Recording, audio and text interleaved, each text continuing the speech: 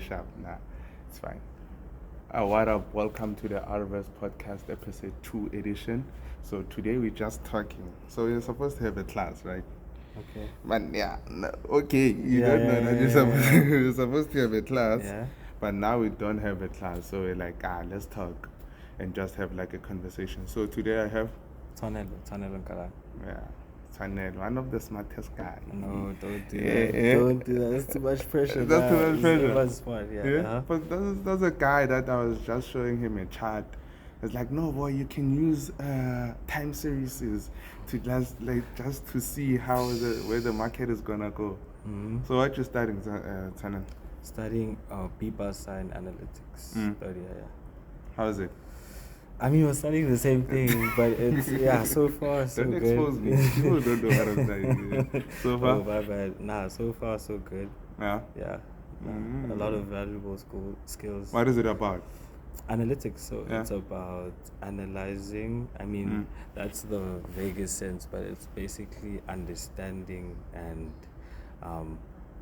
as you said, expanding your knowledge beyond what is taught. So using the skills that you've learned and the skills and tools that you've learned to basically infer and, reason with the information you have. So whether it's comp-sci related, whether it's like heaps of data or statistics related, whether it's charts, anything. So what's your plan and where are you taking it? The quantitative route or the data science route? Or Those are quite related, but I think more quantitative. So the end goal is to become a quant. I mean, I have that on my LinkedIn. Yeah. But yeah, so far I think that's the route, and hopefully, I think the end goal, the long term, would be like becoming a CFO and CRO. CFO is a chartered financial. So it's a chartered financial officer. So and then CRO is the risk officer, basically. Me, I know what quant is. Quant is, yeah. But I'm sure someone is watching and be like, what is quant? Quant. So quant. So I was in this internship, Quantify Your Future, and they explained their definition of a quant is anyone majoring in mathematics, statistics, comp-sci, basically anyone who has a level of understanding, be it through using mathematical calculations or statistical inferences or any comp-sci related, anyone who plans to use those skills to work with data. So the main thing is working with data. Working. So it's not, when a person saying I'm a quantitative, doesn't necessarily mean finance. Yeah, not necessarily. I mean, the main roles, I think, where that comes from is that a quant, you usually find them working for a bank, like a data science, basically.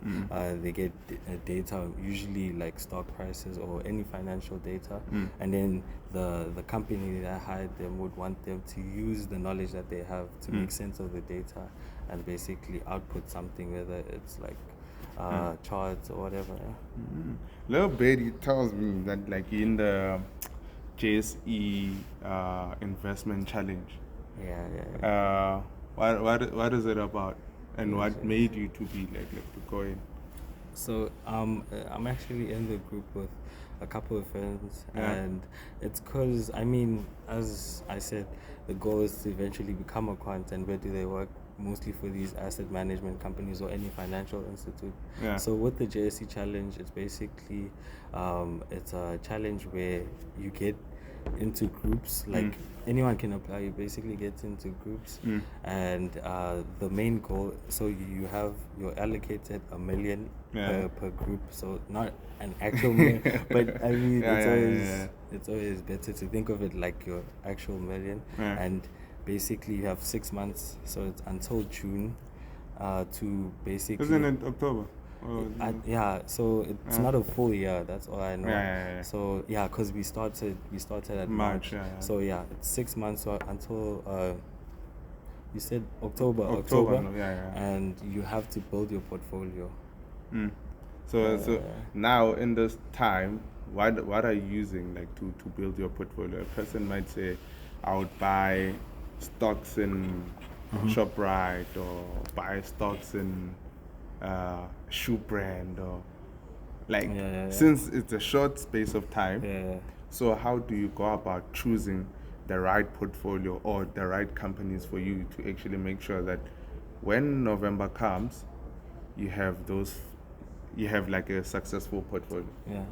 So another constraint is that it's only limited to South African stocks. Okay. So there's multiple ways you would go to build your portfolio now, but the main thing, or what's taught in finance third year, is that there's business cycles, and with each cycle there's basically patterns where consumers are gonna invest in commodities, or they're gonna invest in something more secure like bonds and stuff. So basically, if you're building your portfolio, you want to basically predict certain consumer patterns.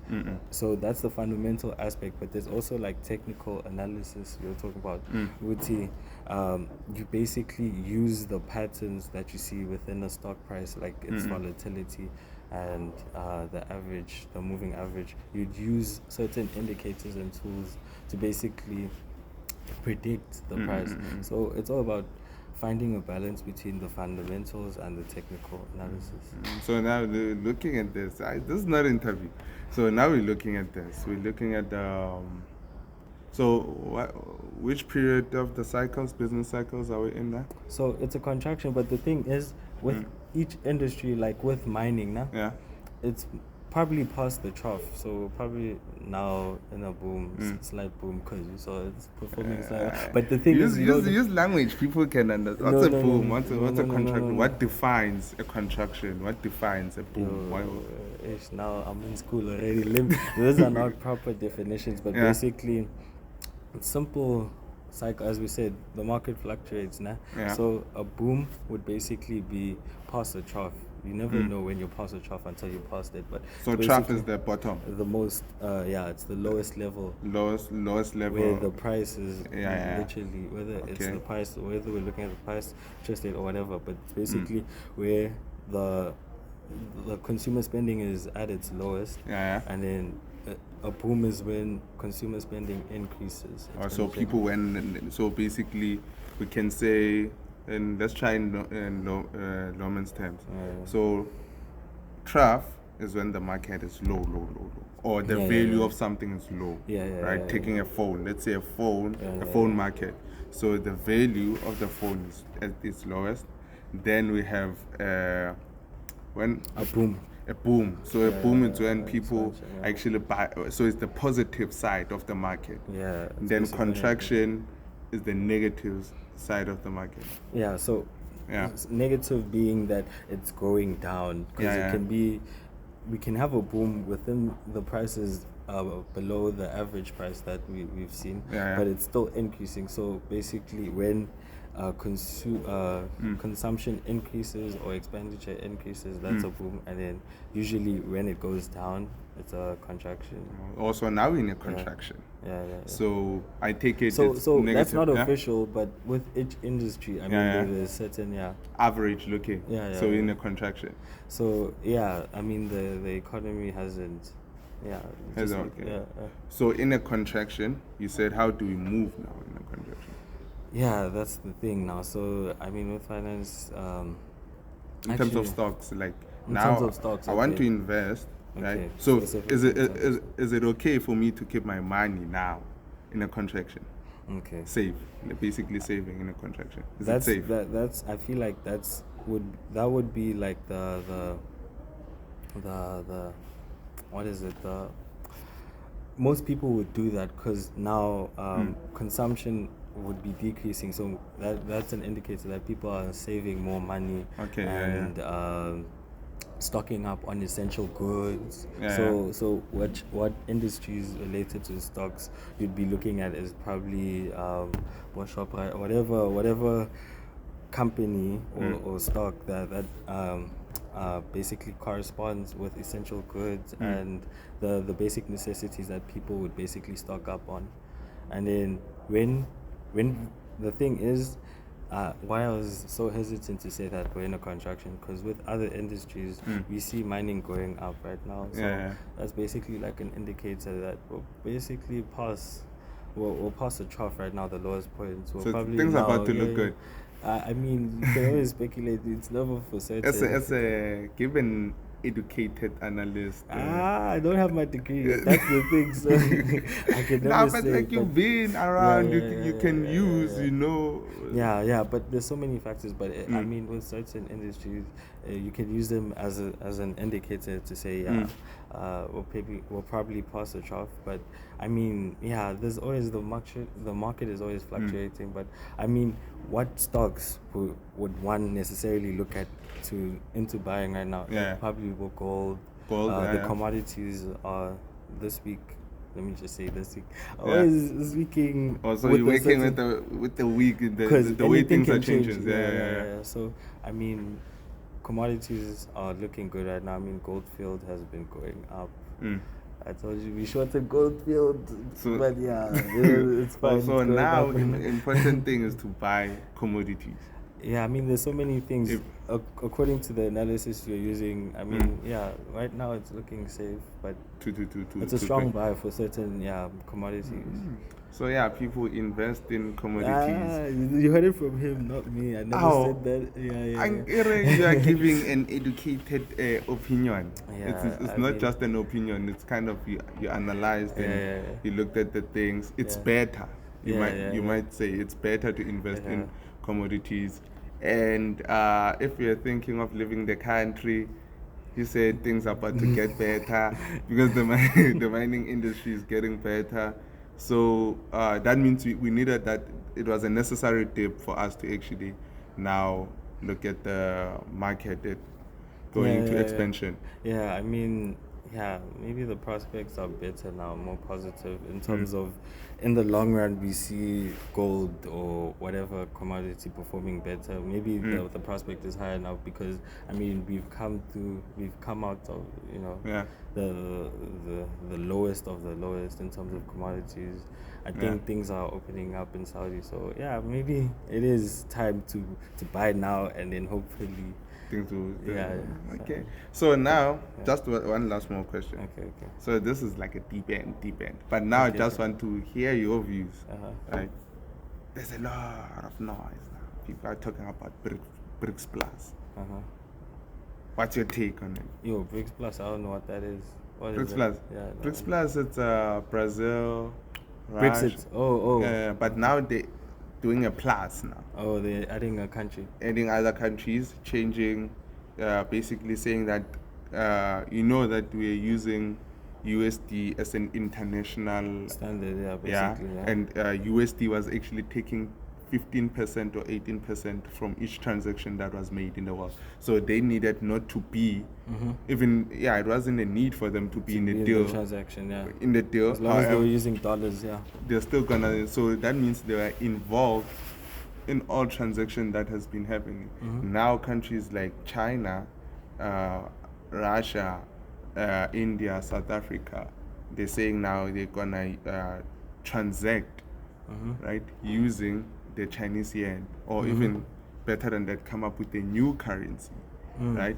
Which means now the USD does no longer become like a standard currency, right? Meaning now that the USD can't have deflated, and also the BRICS countries, their currency is backed by commodities, whereas the USD's currency is not backed by commodities. It was relying on this transactions for it to actually be, basically you can say it's paper currency. It was relying on the transaction for it to actually sustain its value.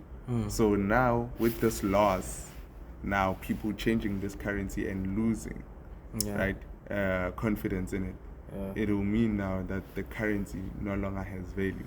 So I was asking, like, what's your take on that? I mean, from what you said, at first I was skeptical because you said the yen, but I mean, if they're having one global currency other than the yen, then it'd be a good thing. Because I know the yen, China devalues the yen so that it can increase its exports. I mean, exports make up the majority of its actual GDP.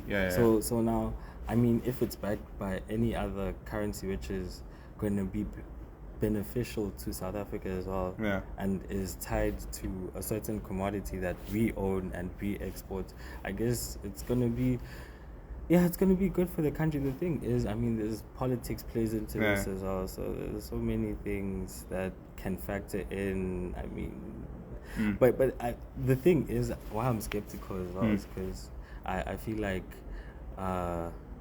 when they were trying to introduce the gold standard, remember when was it Gaddafi or someone? Yeah. And then America came in with the coup and then called him a dictator. I'm not saying he wasn't, but I'm just saying I feel like the US has something planned, and if it's gonna interfere with their GDP or how they basically earn interest as a country, then it's probably gonna be stopped in some way. So, and we might end up like leading. I don't know, but yeah, I mean, there's a lot of factors. I don't think they can directly just come in, and because it's a whole group of countries, as you said. Yeah, and China's one. Yeah, and China's a power country, and Russia as well. So they can't just come in and be like, okay, everyone associated with them. So Gaddafi's dream might be coming through. I mean, yeah, maybe. I don't know. But it's a necessary thing, rather than like we see that if we continue in the system that is set by the US, we will sink either way. Yeah. So now we're looking at like in kind of like a do or die. Yeah. Right. No, I get you. That we have. I think like it's a necessary measure to take. If we fail, we fail. But it's a necessary measure to take. Yeah. That's my point of view. Yeah, there's so many geopolitical factors. I mean, Toluguti, Brazil and South Africa are being used by China and Russia for their own political. I don't know. Maybe those are nuances to what they actually we try. But I hear you. But the main thing is that the dollar has been too overvalued. Yeah. And And they get 18% for each and every transaction. How many transactions a day? But boy, thank you for your time. Thank you so much. I appreciate it. Okay. They can only get you on LinkedIn. Yeah, only LinkedIn. I'm sorry. You heard it. You heard it. Thank you for tuning in. All right, thank you. Boom. Sure. Yeah, All right, bro.